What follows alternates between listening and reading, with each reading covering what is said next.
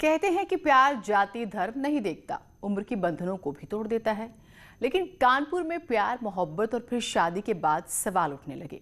लड़की की उम्र 22 साल, पढ़ी लिखी लड़की, दावा है कि उसने मोहब्बत की और इसी वजह से मोहम्मद फैसल के साथ रहने का फैसला किया। लेकिन लोग पूछ रहे हैं, फैसल से प्यार करने वाली ये लड़की शालिनी से फातिमा क्यों बन गई। फिर सवाल उठे कि भाई ये कैसी मोहब्बत कि साथ रहने के लिए मजहब ही बदलना पड़ जाए। देखिए।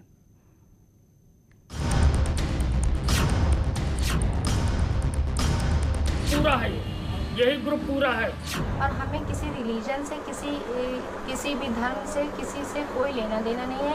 ये 5 हैं लड़के और 5 लड़कियों को हिंदू समाज का किया है। तो अभी ये समाज और ये हमारे घर वाले और इनके जो फादर हैं जो इतना गुस्से में है। अब निकाह पर बवाल,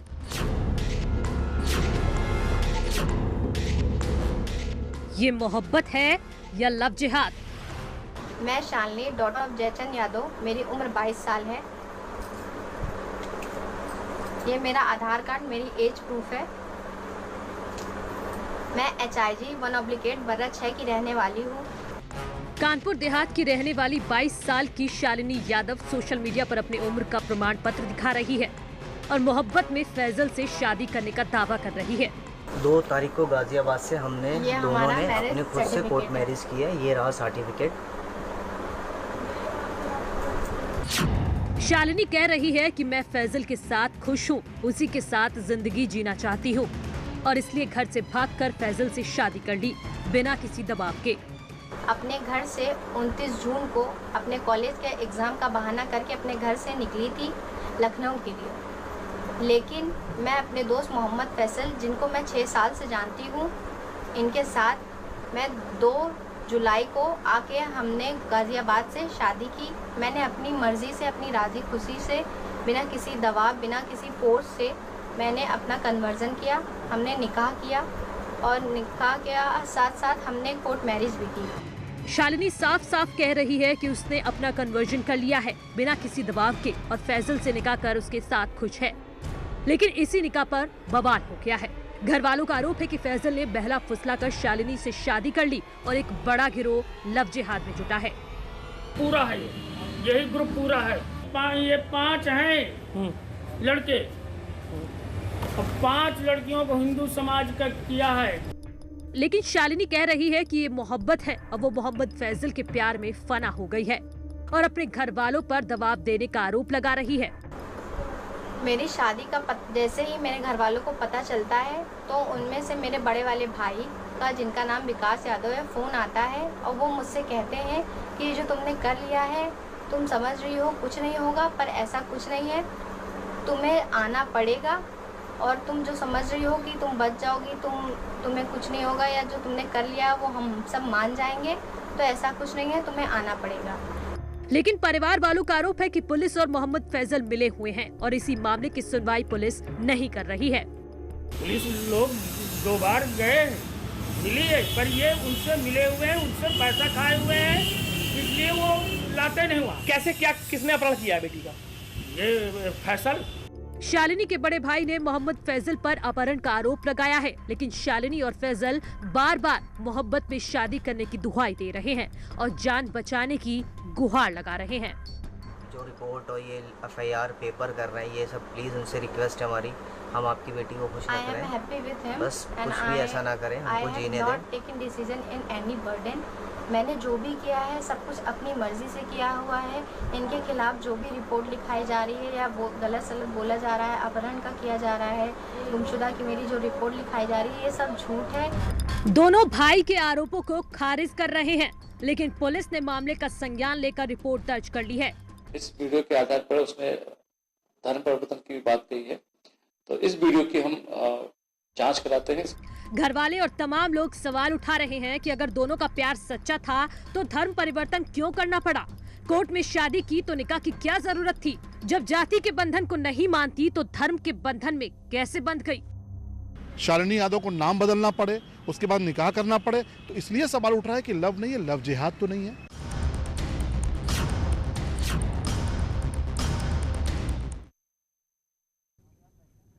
ये खास पेशकश जारी रहेगी। इसी बीच एक बड़ी खबर आ रही है। दिल्ली में बड़ी आतंकी साजिश नाकाम हुई है। धौलाकुआं से आईएसआईएस का आतंकी गिरफ्तार हुआ है और इसे मुठभेड़ के बाद गिरफ्तार किया गया है। आतंकी के पास से संदिग्ध सामान भी मिला है। मुठभेड़ के दौरान कई राउंड गोलियां चली हैं। आतंकी का नाम अब्दुल यूसुफ बताया जा रहा है। इससे 2 आईडीज जो हैं वो बरामद हुई हैं। दिल्ली पुलिस के स्पेशल सेल ने मुठभेड़ के बाद संदिग्ध को गिरफ्तार किया। देर रात धौलाकुआं इलाके में रिज एरिया में ये मुठभेड़ हुई थी और संदिग्ध सामान था इसके पास। इसकी बॉडी लैंग्वेज भी ऐसी ही थी जो काफ़ी ज़्यादा सस्पेंस क्रिएट कर रही थी और आतंकी संगठन आईएसआईएस का आतंकी ये बताया जा रहा है। मुठभेड़ में कई राउंड गोलियां भी चली है और अब इसकी गिरफ्तारी के बाद ये माना जा रहा है कि और भी बड़े खुलासे हो सकते हैं। इनकी क्या प्लानिंग थी?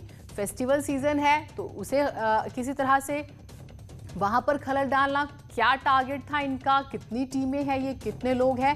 शंकर हमारे साथ, हमारे सहयोगी जुड़े हुए हैं। शंकर, क्या क्या खुलासे हुए हैं?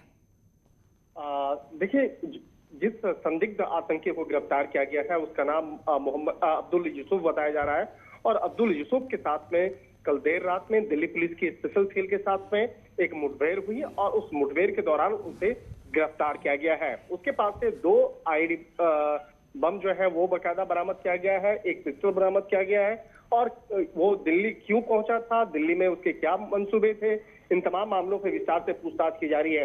राजधानी दिल्ली के धौलाकुआं इलाके में जो रिज रोड का एरिया है, कल देर रात में उस जगह पे मुठभेड़ हुई और मुठभेड़ के दौरान उस संदिग्ध आतंकी को गिरफ्तार किया गया है और इस आतंकी के बारे में जो बताया जा रहा है, अभी तक जो शुरुआती तौर पे पूछताछ हुई है उसमें ये पता चल रहा है कि इस आतंकी का जो संबंध है वो आतंकी संगठन आईएसआईएस के साथ में जुड़ा हुआ है।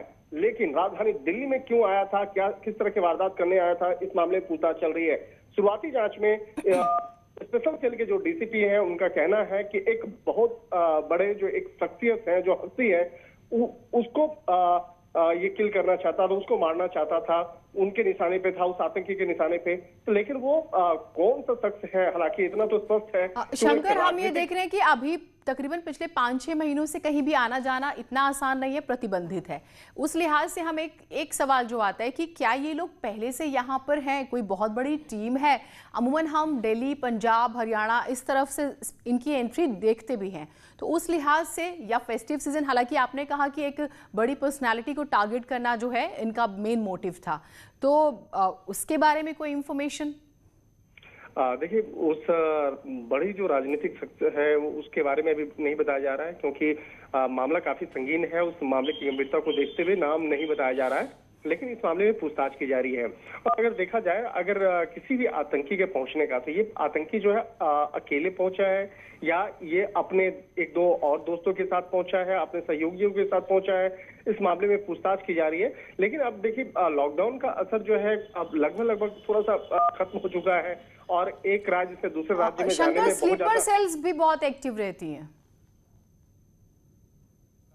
था कि स्पेशल सेल की अगर भूमिका की अगर बात करें, हाँ। तो इसका जो एक रोल होता है काफी महत्वपूर्ण होता है। स्पेशल सेल का मतलब ये होता है कि आपके आसपास में कोई रहने वाला जो ऐसा शख्स है जो वहां पर रहता है, वहां की सारी रिपोर्ट्स को कहीं किसी को दे रहा है, तो स्लीपर सेल जो होता है वही एक स्थान से दूसरे स्थान तक पहुंचाना और उसके बाद तमाम जो जानकारियां मुहैया कराना, वो उनका काम होता है। तो स्लीपर सेल्स को पहले एक्टिव किया जाता है, स्लीपर सेल के माध्यम से रेकी करवाई जाती है, तमाम जानकारियां उपलब्ध कराई जाती है, उसके बाद ही जो आतंकी होते हैं वो अपने मंसूबों को अंजाम देने के लिए बाहर निकलते हैं। तो यहाँ पर जो अब्दुल जो है, अब इसके बारे में पूछताछ किया जा रहा है कि वो स्लीपर सेल कौन कौन है जिसके संपर्क में बना हुआ था और यहाँ राजधानी दिल्ली में ऐसे कौन सा बड़ी राजनीतिक हस्ती है जिसके बारे में जो जानकारी मिल रही है कि उसको मारना ही इस आतंकी का लक्ष्य था।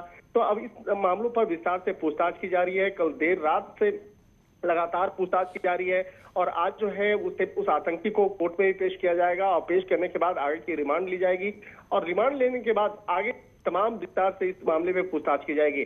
जिस तरह से बकायदा इसके पास बम मिला है, तो आईडी बम मिलने का क्या रीजन रहा है, उस मामले में भी आगे पूछताछ की जाएगी। और इसके साथ ही इसके पास पिस्टल जो बरामद हुआ है, कहाँ से दिया गया था और इस आतंकी के पास आईडी बम मुहैया कराने वाला कौन है, वो जानकारी दी जा रही है। अब्दुल इसूफ से इस वक्त में स्पेशल सेल की टीम जो है लगातार पूछताछ कर रही है और इस मामले में आगे की जानकारियों को इकट्ठा किया जा रहा है। एक तरह से देखा जाए, जिस तरह से लगातार 15 अगस्त के मद्देनजर लगातार अलर्ट जो है वो किए जा रहे हैं। ठीक शंकर, अपडेट्स हम आपसे लेते रहेंगे। फिलहाल इन्वेस्टिगेशन हर पहलू पर चल रही है। शुरुआत में कहा जा रहा है कि एक पॉलिटिकल शख्सियत, एक पर्सनैलिटी जो है वो इनका टारगेट थी। वो कौन है वो भी पता लगाने की कोशिश, और ये यहाँ आया कैसे, कौन से लोग इसके साथ इन्वॉल्व हैं, और जो वेपन्स और जो इसके पास बम्स और बाकी चीज़ें हैं वो कहाँ से आई।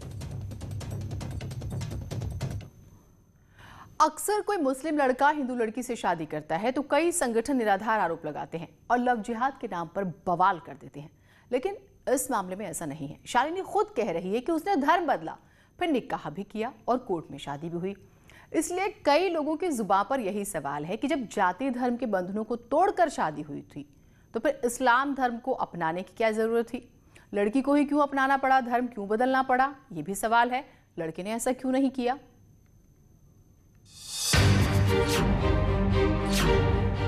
शालिनी यादव की एक एक बात को सुनिए। गाजियाबाद से शादी की मैंने अपनी मर्जी से, अपनी राजी खुशी से, बिना किसी दबाव, बिना किसी फोर्स से मैंने अपना कन्वर्जन किया। हमने निकाह किया और निकाह के साथ साथ हमने कोर्ट मैरिज भी की। सुना आपने, शालिनी कह रही है कि बिना किसी दबाव के हमने अपना कन्वर्जन यानी धर्म परिवर्तन किया, फिर निकाह किया, उसके बाद गाजियाबाद में जाकर कोर्ट में भी शादी की। गाजियाबाद से शादी की मैंने अपनी मर्जी से, अपनी राजी खुशी से, बिना किसी दबाव, बिना किसी फोर्स से मैंने अपना कन्वर्जन किया। हमने निकाह किया और निकाह के साथ साथ हमने कोर्ट मैरिज भी की। यानी शादी करने से पहले मोहम्मद फैजल ने धर्म परिवर्तन करने के लिए कहा होगा, फिर निकाह। सवाल इसी पर उठ रहा है। परिवार से लेकर समाज के कई लोग और बीजेपी भी इसी शब्द पर आपत्ति जता रही है। उनकी शादी हुई है, फैसल नाम का एक युवक है, और उनका ये कहना है कि हमने पहले धर्म बदला, धर्म बदलने के बाद हमने कोर्ट मैरिज की और निकाह किया। एक सवाल जो उठ रहा है वो ये सवाल ये है कि अगर ये प्यार है, जैसा कि उन्होंने खुद अपने बयान में कहा है, दोनों ने वीडियो जारी करके, कि हम जाति और धर्म का बंधन नहीं मानते, तो सवाल ये उठ रहा है समाज की तरफ से भी, उनके परिवार की तरफ से भी, कि अगर धर्म का बंधन नहीं मानते तो शालिनी यादव को फैसल से निकाह करने के लिए धर्म परिवर्तन क्यों करना पड़ा? और अगर नाम भी बदला, धर्म परिवर्तन किया, नाम भी बदला, तो अगर ये प्यार था, अगर ये लव था, तो धर्म बदलना, शालिनी यादव को नाम बदलना पड़े, उसके बाद निकाह करना पड़े, तो इसलिए सवाल उठ रहा है कि लव नहीं है, लव जिहाद तो नहीं है। इस मामले को लेकर हिंदू संगठनों में आक्रोश है। उनका आरोप है कि इस तरह की शादियां संगठित साजिश के तहत होती हैं। ऐसी भोली भाली लड़कियों को अपने पैसे के प्रलोभन से फंसाते हैं, इनका शारीरिक उत्पीड़न करते हैं, और इसके बाद जब इनके सारे अभियान को सफलता मिल जाती है तो ऐसी भोली भाली बच्चियों का, ये वो हिंदू समाज की लड़कियां हो, चाहे हमारे सिख समुदाय के और ईसाइयों के ऊपर भी ये धर्मांतरण का इस प्रकार का ये षड्यंत्र चल रहा है। और ये भोली भाली लड़कियों को पूरा एकदम स्टडी करके षड्यंत्र करते हैं, उनका शारीरिक शोषण करते हैं और उसके बाद अनेक प्रकार की प्रताड़ना देकर उनका अंत भी कर देते हैं। एक तरफ लड़की के परिवार समेत हिंदू संगठन पुलिस से कार्रवाई की मांग कर रहा है, तो वहीं दूसरी ओर शालिनी यादव और मोहम्मद फैसल अपनी जान की सुरक्षा की गुहार लगा रहे हैं। हमें आप सबसे मदद चाहिए, प्लीज हमें प्रोटेक्शन दिलवाइए, हमारी मदद करिए प्लीज। हमें किसी से कुछ नहीं है, बस हमें अपनी जान का खतरा है। मुझे जान का खतरा है, इन्हें भी खतरा है, कल को इनको कुछ हो जाए, मुझे कुछ हो जाए। हम नहीं चाहते किसी के साथ कुछ गलत करना। पुलिस मामला दर्ज कर जांच में जुटी है, लेकिन इस निकाह पर बवाल बढ़ता जा रहा है। धर्म परिवर्तन को लेकर सवाल हो रहे हैं कि ये निकाह लव है या जिहाद। गाजियाबाद से शादी की मैंने अपनी मर्जी से, अपनी राजी खुशी से, बिना किसी दबाव, बिना किसी फोर्स से मैंने अपना कन्वर्जन किया। हमने निकाह किया और निकाह के साथ साथ हमने कोर्ट मैरिज भी की। न्यूज़ 18 के लिए कानपुर से सौरभ मिश्रा के साथ अमित गंजू की रिपोर्ट। अब सवाल ये उठ रहे हैं कि आखिर शालिनी यादव मोहम्मद फैजल से मिली कैसी? क्या दोनों कॉलेज साथ में पढ़ते थे, या फिर दोनों पड़ोसी हैं, या किसी करीबी के करीबी हैं? इन सवालों के जवाब की जब पड़ताल की गई तो एक नई कहानी सामने आती है, वो भी देख लीजिए।